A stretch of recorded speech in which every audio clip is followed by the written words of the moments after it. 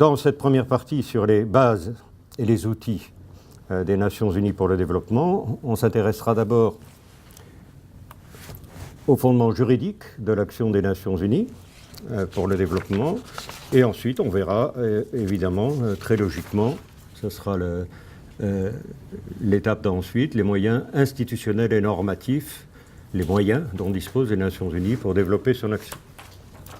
Deuxième partie, on verra ensuite en quoi a consisté cette action, quelles sont les principales étapes et l'évolution qu'a connue l'action des Nations Unies pour le développement. Alors concernant le fondement juridique, vous le voyez sur l'écran, on a trois dispositions dans la charte qui se rapportent directement au sujet, dont une seule emploie le terme développement, c'est l'article 55 de la charte.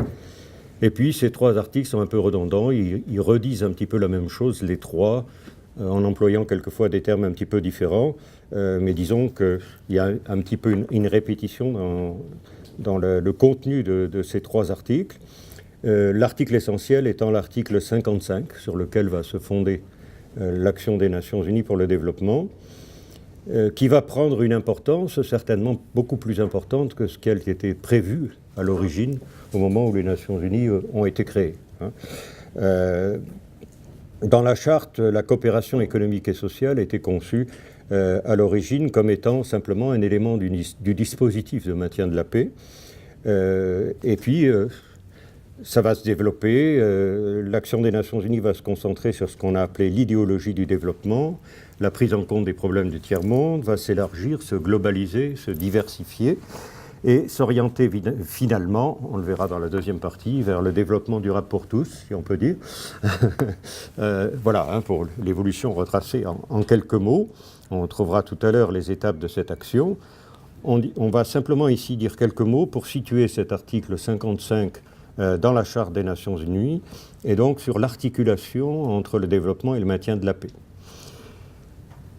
L'article 1, paragraphe 1 de la Charte des Nations Unies, que je n'ai pas mis là, qui concerne les buts et principes de l'organisation. D'après cet article 1, paragraphe 1, le but principal de l'organisation, c'est le maintien de la paix et de la sécurité internationale. Au deuxième paragraphe de l'article 1, on parle de la consolidation de la paix. Et ça n'est qu'en troisième position qu'on parle de coopération internationale pour résoudre les problèmes internationaux d'ordre économique, social, intellectuel ou humanitaire, de respect des droits de l'homme et des libertés fondamentales. Donc on voit déjà là les priorités qui sont affichées par la Charte, simplement par l'ordre des articles fondamentaux qui traitent des buts et des principes de l'organisation. Et dans l'article 55 que vous avez, le développement est présenté comme un moyen, simplement pour assurer les relations pacifiques et amicales entre les États. Autrement dit, dans la Charte, l'objectif prioritaire, l'objectif premier, l'objectif fondamental, c'est la paix et la sécurité internationale, entendue comme étant l'absence de guerre.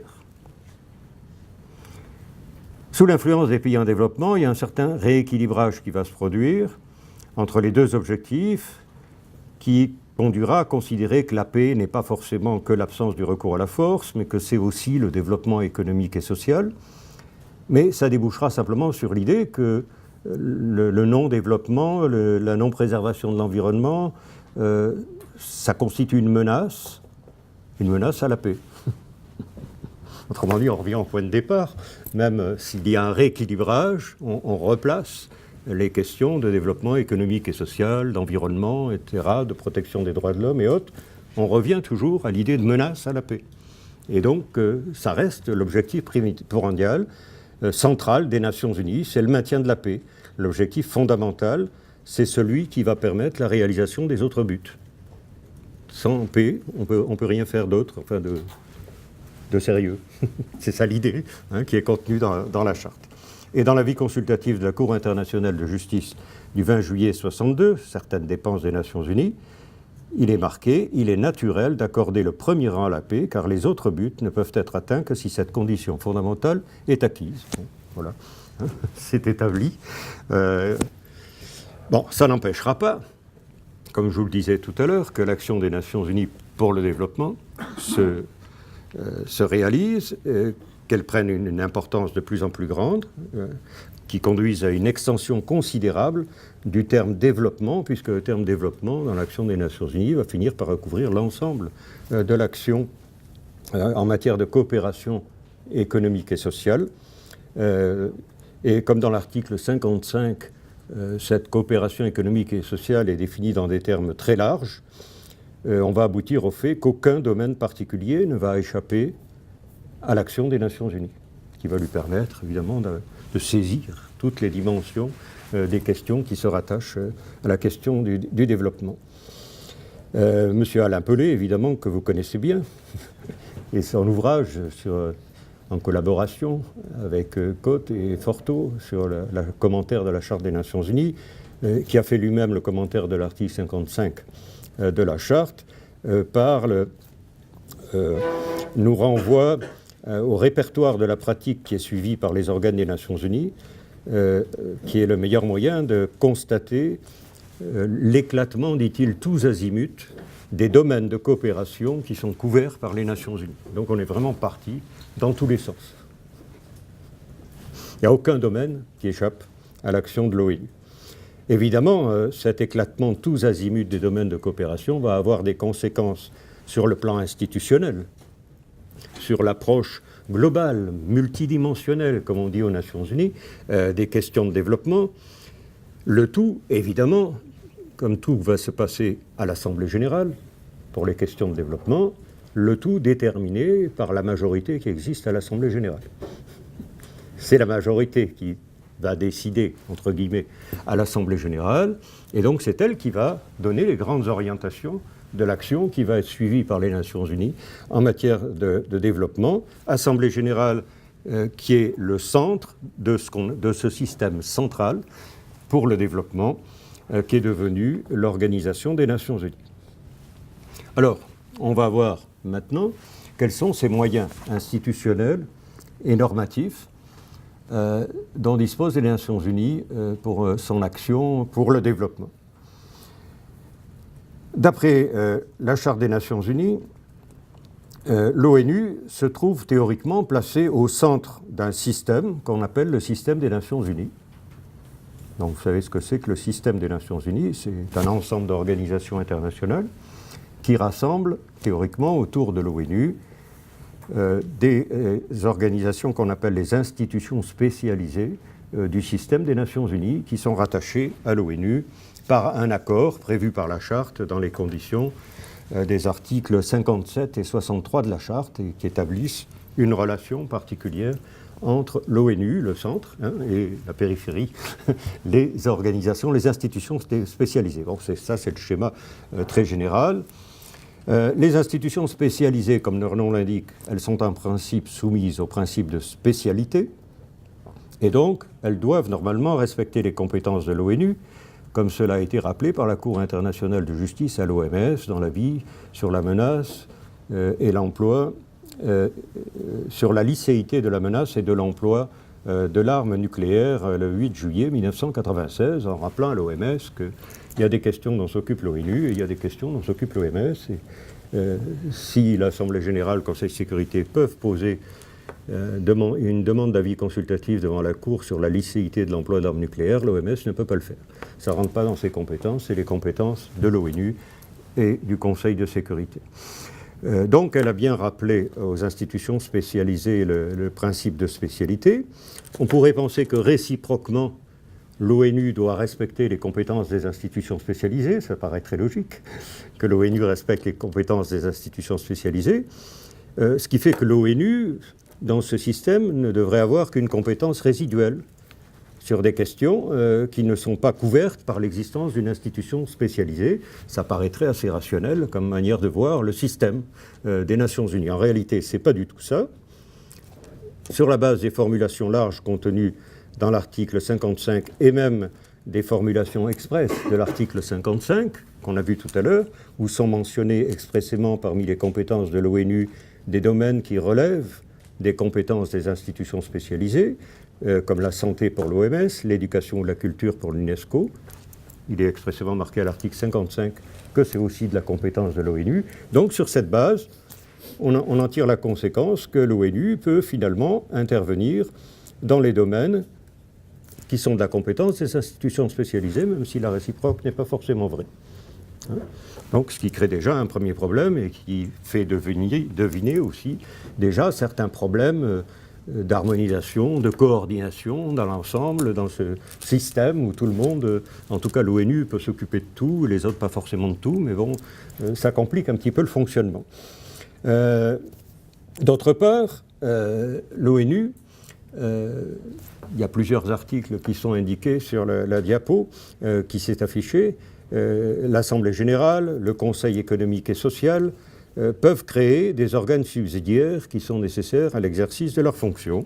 Vous avez l'article 7, paragraphe 2, l'article 22 et l'article 68 qui donnent cette possibilité à ces organes, Assemblée générale ou Conseil économique et social. Sur cette base de la possibilité de créer des organes subsidiaires pour aider les organes principaux dans l'accomplissement de leurs fonctions, il y a eu une véritable prolifération institutionnelle qui s'est mise en place à l'Organisation des Nations Unies, débouchant forcément, là encore, sur des doubles emplois, des situations de concurrence, des gaspillages, des incohérences, qui soulèvent des difficiles problèmes de coordination entre l'ensemble de ces organismes, aussi bien à l'ONU qu'en dehors de l'ONU. Ça commence à faire un petit peu, comme on dit, usine à gaz. C'est un peu compliqué et ça soulève évidemment des problèmes et ça entraîne de grosses difficultés dans le fonctionnement. Ça entraîne aussi des tensions entre l'ONU, principalement l'Assemblée générale, et les institutions spécialisées qui n'ont pas toutes la même conception de leur relation avec l'ONU. Certaines n'ayant pas trop de difficultés à coopérer à l'ONU, d'autres ayant très spécialisés et n'ayant pas trop grand-chose à voir avec ce que fait l'ONU, donc il n'y a pas de problème non plus, puis d'autres affirmant clairement leur indépendance par rapport à l'ONU, comme les institutions financières internationales, où les relations ont été plus difficiles entre l'Organisation des Nations Unies et ces institutions qui s'affirment indépendantes. Alors, l'Assemblée générale, à l'ONU, c'est elle qui joue, je vous le disais tout à l'heure, le rôle central sur les questions de développement. On aurait pu penser qu'il y avait un organe qui avait été mis en place dans la charte qui allait jouer ce rôle central, puisqu'il existe un Conseil économique et social aux Nations Unies. Donc on aurait pu penser que cet organe principal allait jouer un rôle essentiel. En fait, si vous regardez les dispositions de l'article 62 du Conseil économique et social, on voit bien que cet organe est chargé de faire, je lis ce que vous voyez à l'écran, ou provoquer des études et des rapports sur des questions internationales dans les domaines économiques, sociaux, de la culture intellectuelle, de l'éducation, de la santé publique et autres domaines connexes, qui peut adresser des recommandations sur toutes ces questions à l'Assemblée générale, aux membres de l'organisation et aux institutions spécialisées. Donc fait des études et adresse des recommandations. Mais l'article 60 que vous avez, je pense, je ne sais plus où je l'ai mis, oui, il est à peu près au milieu de la diapo, l'Assemblée générale est sous son autorité le Conseil économique et social. Le Conseil économique et social est placé sous l'autorité de l'Assemblée générale. Il est subordonné à l'Assemblée générale et c'est donc l'Assemblée générale qui, en pratique, va répartir les tâches entre les différents organes de l'ONU qui s'occupe des questions de développement et qui notamment va décider ce qui va revenir au Conseil économique et social qui se retrouve finalement à avoir une compétence résiduelle puisqu'il va s'occuper des questions qui ne relèvent ni d'une institution spécialisée ni d'un organe de l'ONU qui a été habilité par l'Assemblée générale à exercer un certain nombre de fonctions. Cela étant, le Conseil économique et social a une certaine importance dans la mesure, théoriquement, où il est l'organe des Nations Unies qui est chargé, comme l'indique l'article 62, de la coordination générale des activités des organes des Nations Unies. Il formule des recommandations dont il contrôle l'application, et c'est lui qui a été chargé de contrôler l'application, par exemple, de la Charte des droits et devoirs économiques des États, des stratégies internationales de développement, plus récemment des actions appuyées par l'ONU en matière de développement durable, etc. Donc, il y a un rôle de coordination, de surveillance, disons, qui est assuré par le Conseil économique et social. Et puis, c'est lui qui, théoriquement, est chargé de conclure les accords. Ce n'est pas tout à fait vrai, les accords de liaison avec les institutions spécialisées, parce que ces accords qui sont conclus par le Conseil économique et social doivent être approuvés par l'Assemblée générale. Donc en fait, c'est l'Assemblée générale qui conclut ces accords, mais il est, dans le cadre de ces accords, chargé d'assurer théoriquement la coordination avec les institutions spécialisées. Le problème, c'est que très souvent, les commentateurs considèrent que cette mission de coordination des activités de l'ONU et celle des institutions spécialisées est considérée comme une mission impossible et que c'est probablement l'activité la plus décevante des Nations Unies, l'activité de coordination. Le seul pouvoir dont dispose le Conseil, c'est un pouvoir de recommandation. Ce n'est pas évident de faire de la coordination avec de la simple recommandation. Hein, ce n'est pas un pouvoir exorbitant qui est reconnu au Conseil économique et social. Il va faire des recommandations à l'Assemblée générale, aux membres de l'organisation. Il va s'appuyer sur des organes subsidiaires qu'il a créés. Vous avez sûrement entendu parler du comité administratif de coordination, qui en novembre 2000 est devenu le Conseil des chefs de secrétariat des organes des Nations Unies, le comité du programme et de la coordination, qui s'intéresse à la planification à moyen terme des activités à l'ONU. Il s'appuie aussi sur les rapports qui théoriquement sont faits par les institutions spécialisées. Et puis ensuite, sur la base de toutes ces informations, il finit par faire un rapport à l'Assemblée générale et fait des propositions d'action et des recommandations. Voilà, c'est le travail du Conseil économique et social. En pratique, l'Assemblée a de plus en plus empiété sur les activités du Conseil économique et social en matière de coordination, parce que l'Assemblée, au travers des organes subsidiaires qu'elle a mis en place, comme le PNUD, la CNUSED, l'ONUDI, qui est devenue après une institution spécialisée, ont été eux-mêmes chargés par l'Assemblée générale d'assurer des fonctions de coordination dans leur domaine. Donc tout le monde fait de la coordination finalement, ce qui ne simplifie pas la coordination non plus. Et à la coordination horizontale de l'ensemble des organes et organismes et institutions a succédé progressivement une coordination verticale par secteur. Et c'est dans chaque secteur qu'on a essayé de coordination plus ou moins bien. Et donc progressivement, ce sont les comités de l'Assemblée qui ont pris de l'importance.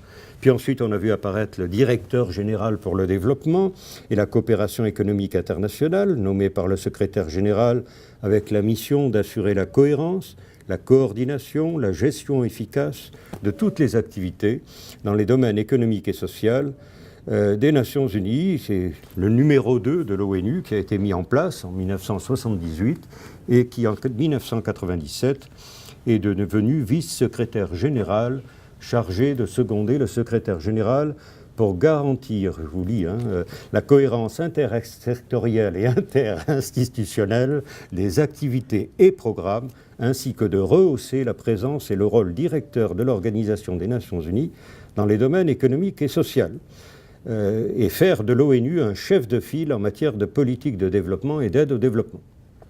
Bon, le fait qu'on prenne toutes ces initiatives montre bien qu'il y a des problèmes qui jusque-là n'ont pas été résolus et qu'il reste encore à résoudre un certain nombre de problèmes puisqu'il faut mettre en place ces éléments. Bon, si on veut résumer, on va dire que l'article 60, donc, qui place le Conseil économique et social sous l'autorité de l'Assemblée générale, l'a emporté sur l'article 63, paragraphe 2 de la Charte des Nations Unies, combiné avec le fait que l'Assemblée générale, sur la base de l'article 22, ne s'est pas privée de créer des fonds, des programmes, des comités, des conseils, dont la prolifération rend toute perspective de coordination assez illusoire. Alors, d'après une note du secrétaire général d'avril 2001, il y avait une quarantaine d'organes subsidiaires du Conseil économique et social et de l'Assemblée générale dans les domaines économiques et sociaux au début des années 2000. Il y a eu des efforts qu'on a appelés de revitalisation qui ont été faits dans les années 90, puis dans les années 2000, mais jusqu'à présent, tous ces efforts n'ont pas remis en cause ce sentiment d'un défaut ou d'un manque de coordination aux Nations Unies et dans l'action des Nations Unies. Alors, après, il y a des périodes, par exemple, dans le cadre de la réalisation des objectifs du millénaire pour le développement, dont je vous parlerai bientôt, il y a eu une volonté affirmée pour vous montrer que le problème reste toujours entier à l'heure qu'il est, il y a eu une volonté d'affirmer de réactiver le Conseil économique et social. Donc il y avait besoin de le réactiver. Le Conseil économique et social, une résolution du 9 janvier 2007, la mise en place d'un forum pour la coopération en matière de développement, qui tous les 2 ans doit examiner les progrès, les tendances dans la mise en œuvre des programmes de développement des Nations Unies.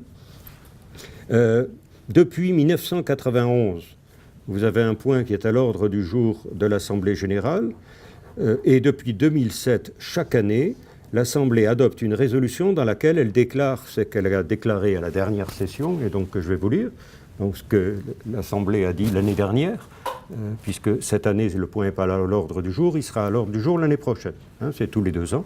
Bon, donc, l'année dernière, que disait l'Assemblée générale ?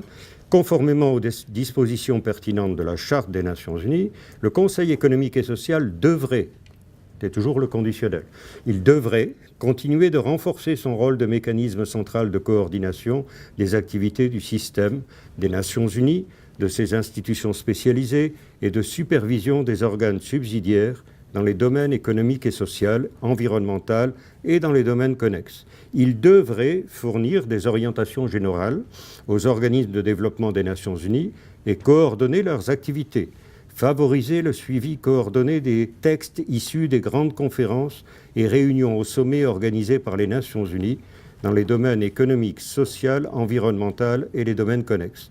Les modalités de fonctionnement du Conseil devraient être guidées par les principes d'inclusion, de transparence et de souplesse. Le Conseil devrait s'attacher à favoriser la synergie et la cohérence, ainsi qu'à éviter les doubles emplois. Donc tout ça n'est pas résolu. Hein. Il devrait. Il devrait faire tout ça, ça veut dire que ça reste à faire, et donc on n'a pas vraiment beaucoup avancé sur ce dossier de la coordination. Ensuite, si on regarde les pouvoirs dont dispose l'Assemblée générale elle-même, les pouvoirs, bon, on vient de dire, l'Assemblée générale, et elle s'en est pas privée, peut créer des organes subsidiaires. Donc elle crée des organes subsidiaires, elle peut aussi provoquer des études, faire des recommandations en vue de développer la coopération internationale. C'est l'article 13, paragraphe 1, petit b, que vous avez sur votre diapositive. Faire des recommandations, faciliter la coopération internationale dans les domaines économiques, social, la culture intellectuelle, l'éducation, la santé publique, etc. C'est l'article 13, paragraphe 1b. En s'appuyant sur des études réalisées par le secrétaire général, le Conseil économique et social, les organes subsidiaires du Conseil ou de l'Assemblée, elle peut donc adopter des recommandations qui pourront être de véritables décisions lorsqu'elles s'adressent à un organe subordonné dans le cadre des Nations Unies. Donc ça, c'est déjà bien. Mais pour le reste, ce sera de simples invitations qui sont adressées aux autres organes qui ne sont pas subordonnés à l'Assemblée générale ou aux États membres ou aux tiers, qu'il s'agisse d'États ou d'organisations internationales en dehors de l'ONU. Et comme je vous le disais tout à l'heure, ces décisions, entre guillemets, étant l'expression d'un vote majoritaire, il ne faut pas exagérer, outre mesure, l'importance de ces décisions, puisqu'elles ne traduisent qu'un vote majoritaire. Dans les relations internationales, ce n'est pas le nombre qui décide. C'est plutôt la force, à mon avis. Hein? Donc, ce qui importe, ce n'est pas quels sont les plus nombreux États qui peuvent adopter des décisions, mais quels sont les moins nombreux, mais qui en ont les moyens, qui peuvent les mettre en œuvre. Je crois que c'est plus important. Hein. Donc s'ils ne sont pas dans la majorité, cela, la portée du texte qui a été adopté, évidemment, elle est assez faible. Bon, cela étant, il ne faut pas négliger l'importance de ces résolutions non plus. Ces résolutions, on pourra y revenir si vous voulez, si ça vous intéresse, hein, c'est un sujet que j'aime bien, ces résolutions jouent un rôle quand même sur l'évolution du comportement des États, et jouent un rôle sur l'évolution et sur la formation du droit international, mais d'une manière indirecte. Mais elles ne servent pas à rien. Je n'ai pas dit ça. Je n'ai pas dit qu'elles ne servaient à rien. Mais il ne faut pas exagérer non plus l'importance de ces textes qui sont adoptés dans ces conditions. Mais quand même, s'agissant de promouvoir la coopération internationale dans tous les domaines, on ne peut que souligner évidemment les instruments limités dont dispose l'Assemblée générale et donc l'ONU, dans le domaine de la coopération, dans le domaine économique et social ou environnemental.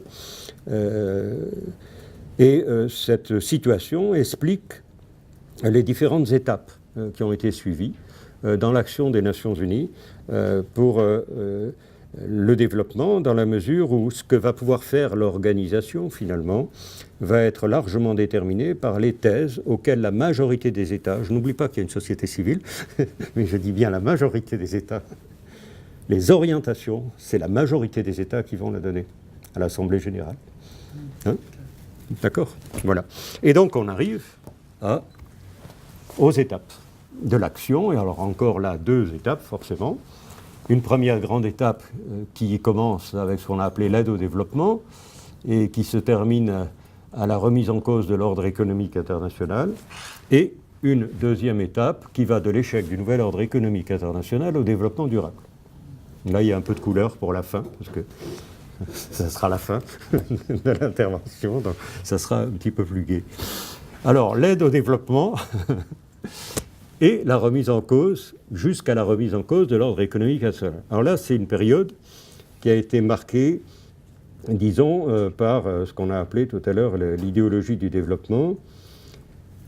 Dès le lendemain de la guerre, très tôt, l'ordre économique international s'est trouvé remis en cause dès la conférence de Bandung, qui s'est tenue du 18 au 24 avril 1955, qui est le point de départ, cette conférence, de la formation de l'idéologie du développement, fondée sur la prise de conscience, selon Léopold Sédar Senghor, de leur éminente dignité par les peuples de couleur, par tous ceux qui se considéraient alors comme les méprisés, les insultés, les dépossédés, les opprimés de la race humaine.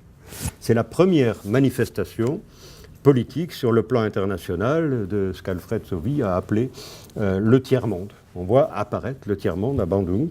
Et c'est là que seront énoncés pour la première fois les principes qui vont se traduire un peu plus tard dans les requêtes ou les exigences des pays en développement. Alors il y a un professeur et ami que je connais très bien qui s'appelle M. Guy Feher et qui s'est beaucoup intéressé à cette question du tiers-monde et du développement, de l'idéologie du développement, et qui remarque qu'à la lumière de l'évolution qui a suivi Bandung, on est frappé par la continuité des théories et des thèses qui ont été défendues par le tiers-monde jusqu'à l'échec sur le nouvel ordre économique international. Après, on va passer dans une autre histoire, mais jusque-là, il y a eu une continuité. Et donc, c'est ce qui a dominé l'action des Nations Unies pour le développement. Donc, on va de Bandung à la Charte des droits et devoirs économiques des États, de 1955 jusqu'en 1974, l'année du nouvel ordre économique international, de l'adoption des grands textes, la déclaration, le programme d'action sur un nouvel ordre, et puis la Charte des droits économiques internationaux. Donc de Bandung à la Charte des droits, il y a toute une série de textes qui vont être élaborés, des institutions qui vont être mises en place, qui vont contribuer à la formation de cette idéologie du développement, qui va être caractérisée par l'affirmation d'un droit au développement, fondé sur le principe de l'inégalité compensatrice, là aussi on peut y revenir autant que vous voulez, sur le principe de l'inégalité compensatrice, la dualité des normes, la solidarité internationale. Principe tout à fait contradictoire avec les principes qui sont inscrits dans la Charte des Nations Unies. Mais ça, si vous voulez, on en rediscutera. Voilà. Dans un premier temps, l'action des Nations Unies va démarrer doucement, ça va commencer par l'aide, l'assistance technique. Les Nations Unies va se concentrer, l'action des Nations Unies va se concentrer sur l'assistance technique aux pays en développement, avec les 2 résolutions que j'ai indiquées, de 48 et de 49.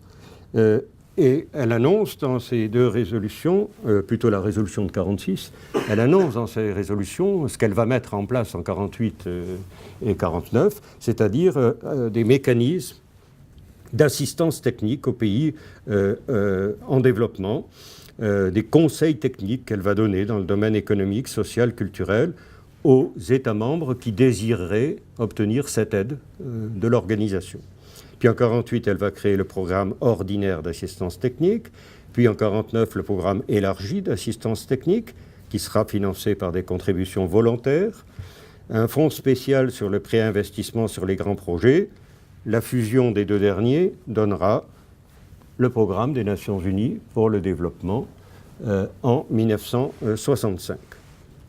Le programme des Nations Unies pour le développement, sur la base essentiellement de ressources qui proviennent de contributions volontaires, ce n'est pas le budget de l'organisation, c'est des ressources volontaires, appuie des programmes d'assistance technique des différentes organisations du système des Nations Unies, les opérations du PNUD faisant l'objet d'une programmation par pays et le PNUD assurant dans chaque pays une coordination sur le terrain par le biais des représentants résidents du PNUD qui jouent un rôle important en matière de coordination sur le terrain pour l'action du PNUD et des autres organisations qui interviennent dans tel ou tel pays. Chaque année, le PNUD publie un rapport et puis depuis 1990 surtout, il publie le fameux rapport sur le développement humain dans lequel les États membres de l'ONU sont classés sur la base de l'indice du développement humain, qui est une nouvelle approche instaurée par le PNUD qui contribue à l'individualisation du concept de développement, le développement centré sur l'homme, suivant la formule qui a été utilisée, et non plus seulement sur des critères économiques, mais sur une batterie d'éléments sociaux qui sont pris en compte pour apprécier le développement. L'ONU a également encouragé l'aide financière au développement par les États ou les institutions spécialisées, en s'efforçant de fixer des objectifs chiffrés pour l'aide publique au développement. L'ONU elle-même n'accorde aucune aide. Elle encourage. Mais elle n'apporte aucune aide.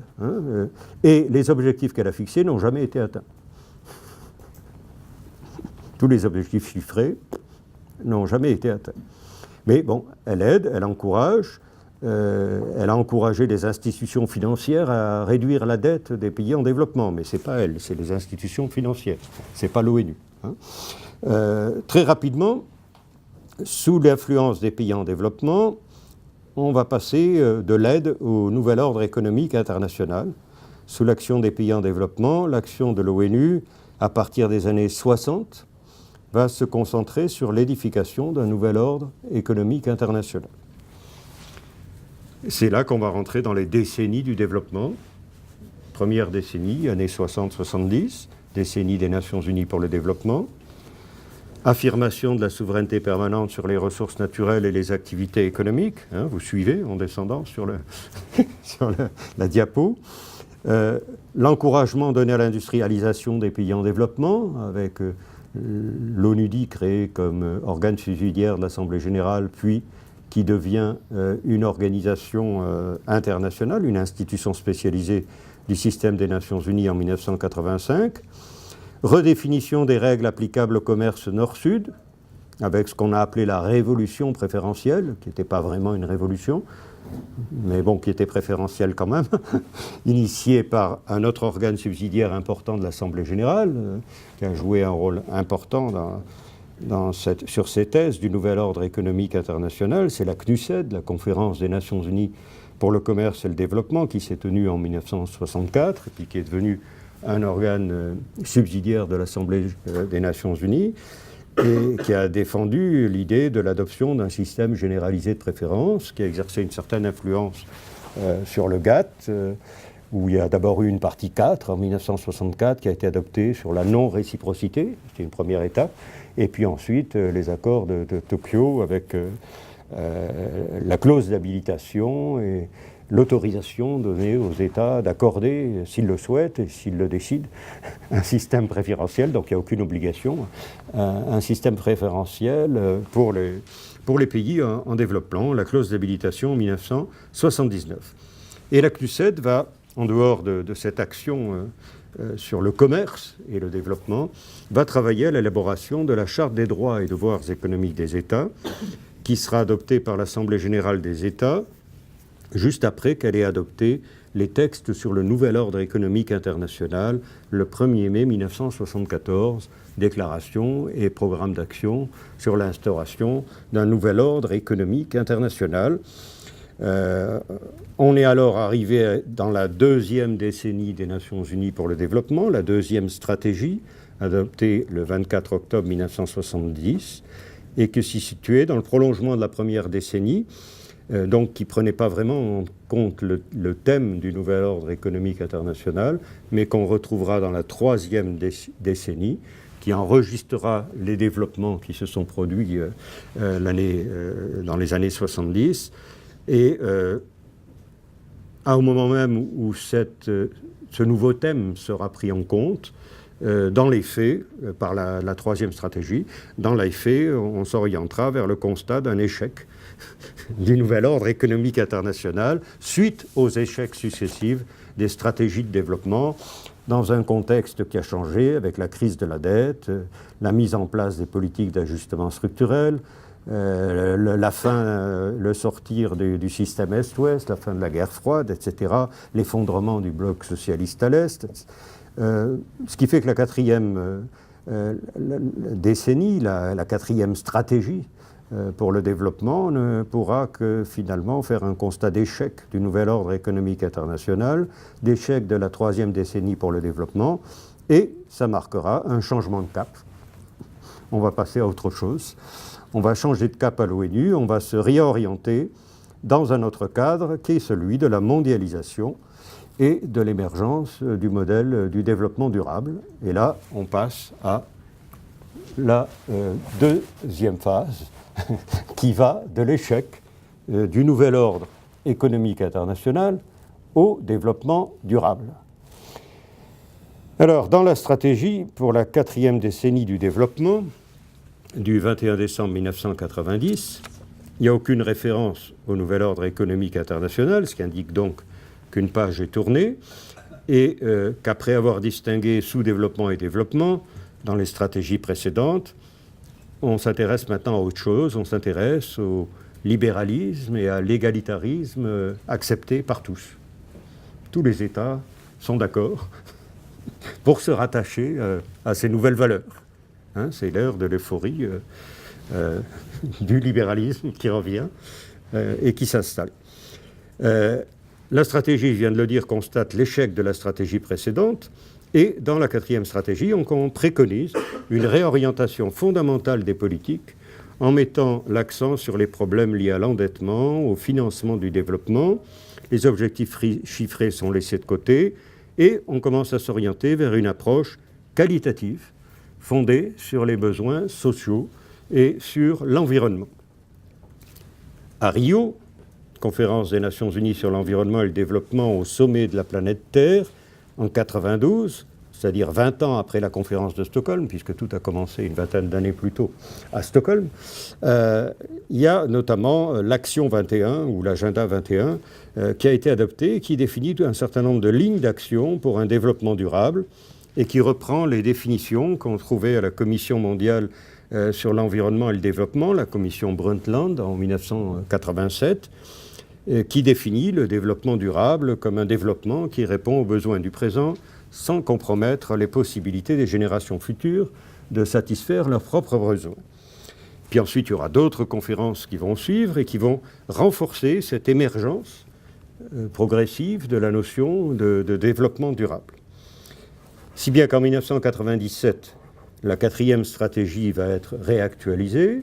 On va avoir l'agenda pour le développement qui sera adopté par l'Assemblée générale en 1997, qui va nettement s'orienter vers le modèle du développement durable. Dans l'agenda pour le développement est présenté comme une entreprise pluridimensionnelle qui vise à améliorer la qualité de la vie de tous les peuples, le développement économique, le développement social et la protection de l'environnement. Et donc, on précise que ces trois composantes sont interdépendantes du développement durable, se renforcent mutuellement, et donc on reconnaît le schéma que vous avez tout en haut à droite, des trois piliers, comme on les appelle, du développement durable. Voilà. Entre-temps, en même temps, dans un contexte général de libéralisme, de déréglementation, de privatisation, d'effacement, entre guillemets, de l'État, de développement du rôle des acteurs non traditionnels, comme on les a appelés, des relations internationales, la société civile, est mis en avant un nouveau concept qui devient à la mode, qui est le concept de partenariat. Alors nous, on a saisi la mode très tôt ici, puisque avec Daniel Turp, en 1996, on a organisé un colloque avec la Société québécoise de droit international intitulé « Le partenariat dans l'ordre politique et juridique international ». Vous trouverez les publications dans la revue québécoise de droit international de l'époque, de 1996. Et donc apparaît ce terme, le partenariat, avec des points de vue différents, évidemment, sur ce que signifie le partenariat. Il y en a qui considèrent que le partenariat, ça traduit l'intérêt conjoint et réciproque des acteurs publics et privés à une stratégie de développement co-décidée, co-gérée, co-financée, donc un rôle important pour les acteurs non traditionnels, ce qu'on disait tout à l'heure. Et puis pour les autres, c'est plutôt une association plus étroite qu'avant entre le secteur public et le secteur privé, en vue de la conception, de la mise sur pied, du financement de projets, voire même de politiques de développement. Donc une association, simplement, et non pas une co-décision, gestion, etc. Il y a même le secrétaire général, en 2002, qui a défini le partenariat dans le cadre des Nations Unies, en disant « c'est un accord volontaire de collaboration entre un ou plusieurs organismes du système des Nations Unies et des acteurs non étatiques, au titre duquel tous les participants conviennent d'œuvrer ensemble à la réalisation d'un objectif commun ou d'entreprendre une activité donnée, tout en partageant les risques, les responsabilités, les ressources et les avantages. » Donc on se met tous ensemble pour essayer d'atteindre les objectifs. Voilà. Ensuite, l'Assemblée générale va se demander si elle va adopter une 5e stratégie pour le développement. Mais quand elle se l'est demandé, elle avait déjà mis en route un autre projet. Entre-temps, il y avait eu la convocation du sommet du millénaire, avec la déclaration du millénaire, qui sera adoptée à cette occasion, et qui fixera ce qu'on a appelé les objectifs du millénaire pour le développement. Ces objectifs du millénaire pour le développement, donc décidés à ce sommet qui s'est tenu du 6 au 8 septembre 2000, avec l'adoption de la déclaration du millénaire le 8 septembre 2000, ces objectifs sont présentés comme étant la résultante de toute une série de conférences qui se sont tenues toutes les années qui ont précédé et que je viens d'évoquer rapidement, résultant de toutes ces réunions, mais alors vraiment un grand nombre de réunions et de conférences qu'on ne peut pas énumérer, qui se sont tenues au cours de la décennie 90 en matière de développement dans le cadre des Nations Unies. Et la question centrale, alors à l'ONU, est devenue, maintenant qu'on a des objectifs, il faut les réaliser. Et donc on s'est concentré à l'ONU sur la réalisation des OMD, Objectifs du millénaire pour le développement, et avec un suivi régulier, assuré dans le cadre d'un partenariat, avec des programmes, des organes, des institutions, des réunions régulières de haut niveau au sommet pour faire le point sur l'état d'avancement des objectifs, pour relancer l'action, pour s'efforcer de tenir les délais, puisqu'on s'était fixé des délais. En 15 ans, il fallait atteindre tous les objectifs qui étaient fixés, qui étaient énumérés, qui sont représentés là. Vous voyez qu'il y en a 8. C'est le premier rectangle avec les carrés de couleur dedans, les 8 objectifs. Il y a un groupe d'experts du secrétariat de l'Organisation des Nations Unies, du FMI, de l'OCDE, de la Banque mondiale, qui a défini un plan de campagne pour la mise en œuvre de la déclaration du millénaire des Nations Unies, qui sera adoptée par l'Assemblée générale en 2001, en décembre 2001. Et dans ce plan de campagne pour la réalisation des objectifs, il a fallu à peu près 2 ans pour définir tout ça. Je vous dis ça parce qu'on va voir pour les ODD, on veut faire ça en 2 mois. Ce qu'on avait fait en 2 ans pour 8 objectifs, on va le faire en 2 mois pour... Oui, oui, ça devrait aller. 5 minutes. On a identifié 18 cibles, 48 indicateurs en liaison avec ces 8 objectifs consolidés qui ont été identifiés. Ce groupe d'experts s'est réuni régulièrement, il s'est élargi à d'autres institutions, programmes et fonds. Il y a un autre projet qui a été mis en place, le projet Objectif du millénaire, organe consultatif d'experts indépendants, chargé par le secrétaire général de proposer des stratégies pour atteindre les objectifs. Toute une série de relances, de suivis, sommet mondial de 2005 avec le rapport de Kofi Annan dans une liberté plus grande.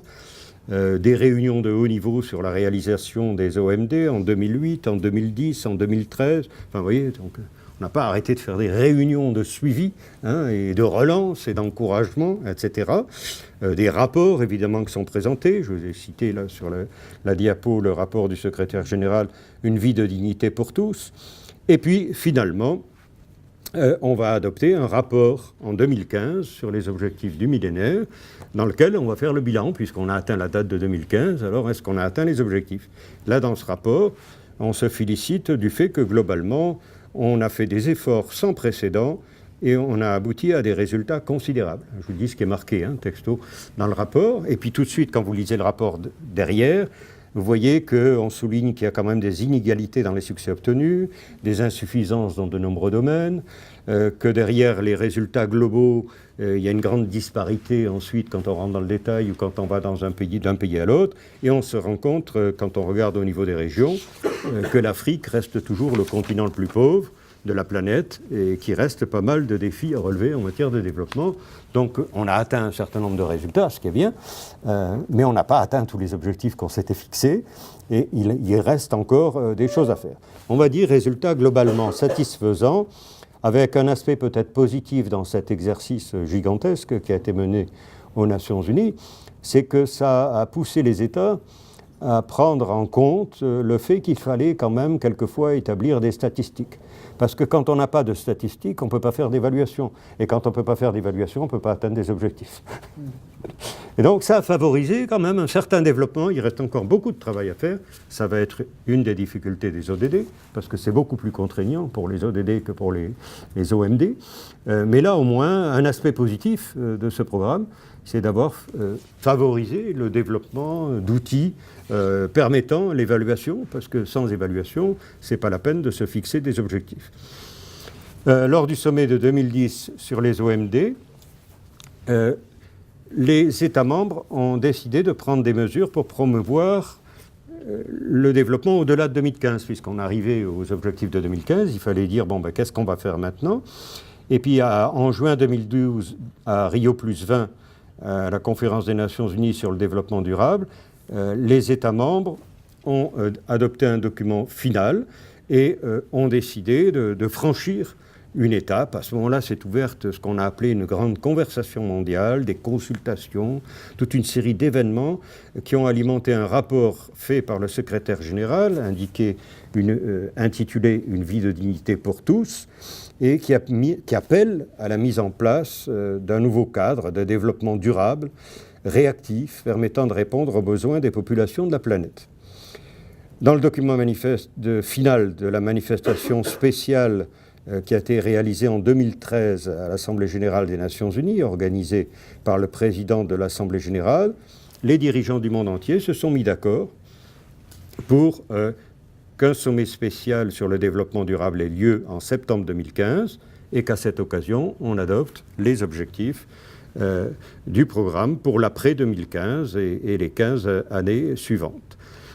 Là encore, toute une série d'événements qui se sont déroulés jusqu'à cette date avec des rapports du secrétaire général décrivant la vision de l'ONU et les objectifs à atteindre pour 2030, mettre fin à la pauvreté, transformer les vies tout en protégeant la planète. Ça, c'est le programme présenté par le secrétaire général, mettre fin à la pauvreté, transformer les vies, protéger la planète, consultation, négociation, etc.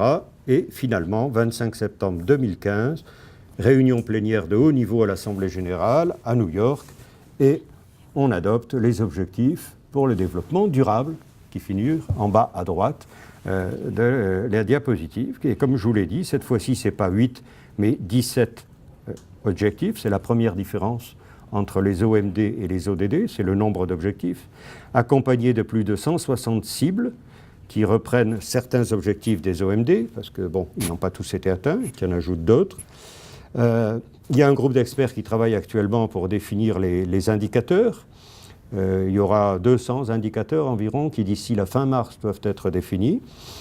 Ce qui va impliquer, comme je le suggérais tout à l'heure, que se produise une véritable révolution statistique, si on veut que ça fonctionne, dont il n'est pas sûr qu'elle aboutisse dans tous les pays, si on veut que ce projet des objectifs du développement durable se réalise. Il n'est pas sûr que tous les pays pourront satisfaire cette contrainte. Et donc cette seule contrainte de l'évaluation risque de remettre en cause la mise en œuvre de ces objectifs du développement durable. Ensuite, le nombre élevé d'objectifs correspond à une seconde caractéristique des objectifs du développement durable, c'est qu'ils ont un caractère multidimensionnel, avec un équilibre entre les dimensions économiques, environnementales, sociétales du développement, ce qu'on appelle une approche intégrée du développement durable, ce qui a conduit un certain nombre de commentateurs à souligner qu'on était en présence d'une liste à la Prévert, où on trouvait un petit peu de tout, puis des trucs où on se demandait ce que ça faisait là, diviser par 2 le nombre de décès dans les accidents de la route, ou des objectifs très vagues, combattre le crime organisé, faire des promesses hasardeuses, assurer 7% de croissance aux pays les moins avancés. Bon, voilà, hein, toute une série de choses comme ça qu'on trouve dans les objectifs, qui paraissent pas forcément soit utiles, soit pertinents, soit accessibles en tout cas dans les délais comptés et dans le cadre, dans le contexte actuel et dans les dynamiques actuelles. Est-ce qu'en 15 ans, on va éliminer la faim et l'extrême pauvreté? Est-ce que c'est possible?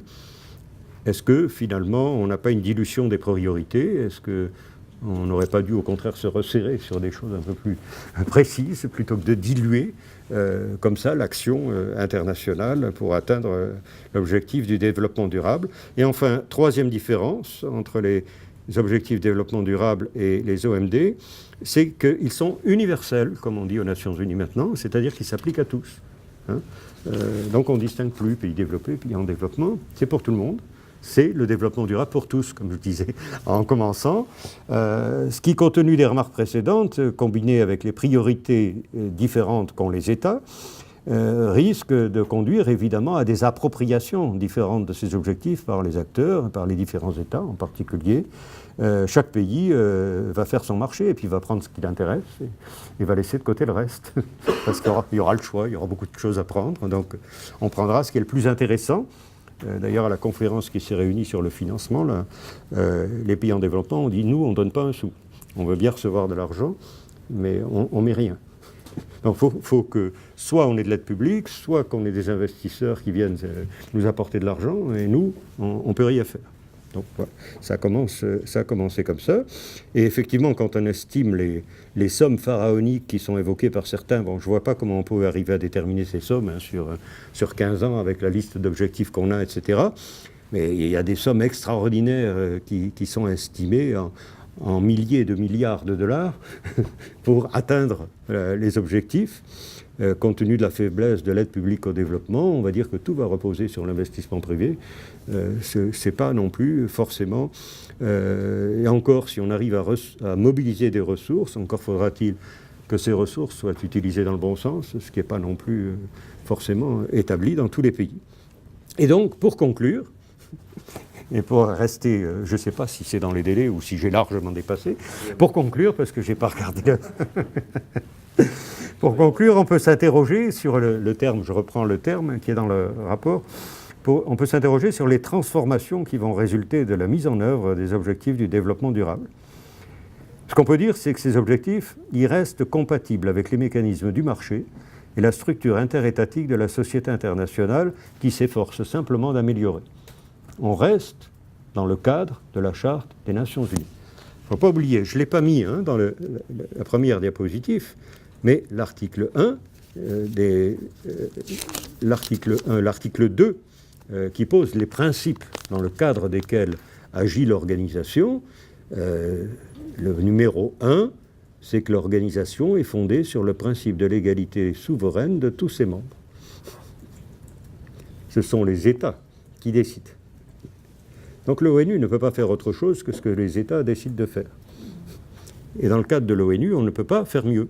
Ce n'est pas possible puisque l'ONU ne peut agir que dans le cadre du respect de la Charte des Nations Unies. Hein ? Et le rôle premier, eh bien, il appartient aux membres de l'organisation. Quel que soit le rôle qu'on fasse jouer à la société civile, etc., etc. En dernier ressort, l'ONU ne fait que ce que les États veulent bien qu'elle fasse. Et les États ne font de ce que préconise l'ONU que ce qu'ils veulent bien faire en réponse à ce que demande l'organisation. Et on est toujours dans ce cadre. Hein. On est toujours dans ce cadre, on n'a pas changé de cadre.